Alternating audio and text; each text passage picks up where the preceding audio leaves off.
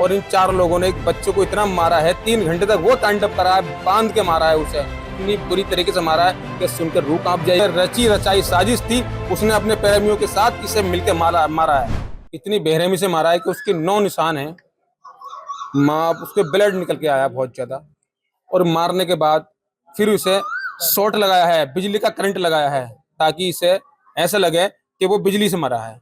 फिर उसके बाद उसे मुंह में उसके जहर भी दिया गया है, जहर देके उसके मुंह में कपड़ा ठूंसा गया है, ताकि ऐसा लगे कि इसने खुदकुशी करी है, तो मारे नहीं गया है।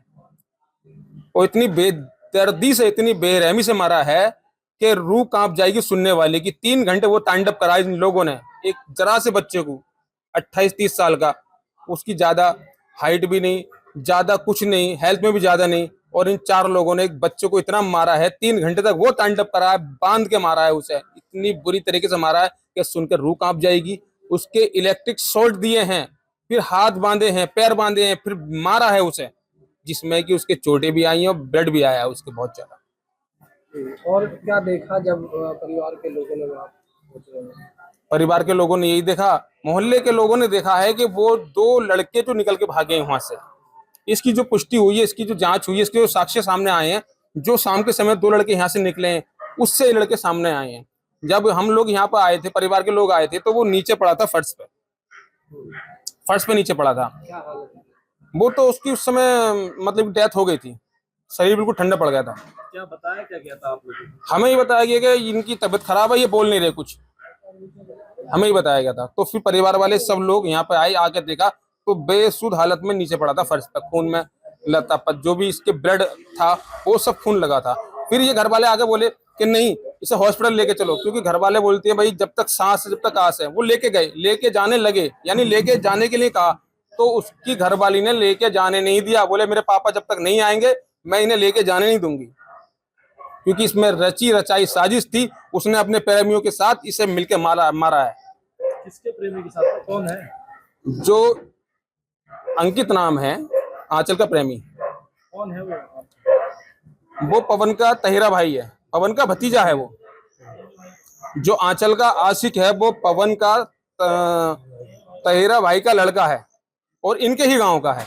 और कौन कौन लोग? और इसकी आंचल की छोटी बहन है राखी, तो इसकी आंचल की छोटी बहन है शिखा, उसका भी प्रेमी है जो अजय दिवाकर है, जो रहता है जयंतीपुर में, वो भी है मौजूद था। इन दोनों ने मिलके उस बेचारे को, और 2 ये और 2 वो, चारों ने मिलके इन्हें मारा है। शिखा भी उस समय मौजूद थी? जी, शिखा भी घर पर मौजूद थी? शिखा भी घर पे मौजूद थी। क्या जहर देने वाली बात क्या आ रही थी? जहर देने, पहले तो मारा है उससे, पहले तो उसके प्राण निकाल दिए, मार दिया। वो जहर तो बाद में दिया गया है कि इसे मृत्यु घोषित करा जाए कि इसने खुदकुशी की है। देखिए, जनपद मुरादाबाद के थाना मझौला क्षेत्र के अंतर्गत एक देवेंद्र के द्वारा कल शिकायत दी गई कि उसके भाई पवन की हत्या कर दी गई है, जिस क्रम में वहां पर वरिष्ठ अधिकारियों के द्वारा मौके पर जाके घटनास्थल का निरीक्षण किया गया।